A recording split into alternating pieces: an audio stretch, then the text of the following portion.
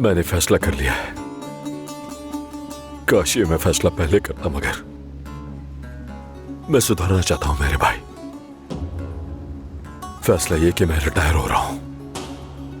अब से कंपनी तुम संभालोगे। मेरी कुर्सी पर बैठकर मैं यहां बीवी बच्चों के साथ रहूंगा। यह फैसला आखिरी है। मैं अपने गुनाहों का बोझ उठाए हुए जेल में जाके अपनी बाकी जिंदगी नहीं गुजारना चाहता मेरे भाई। इसके बाद भी अगर तुम मुझे पकड़वाना चाहते हो तो कम से कम मुझे तुम्हारी शादी देखने दो, और उसके बाद मैं खुद जाके सरेंडर करूंगा।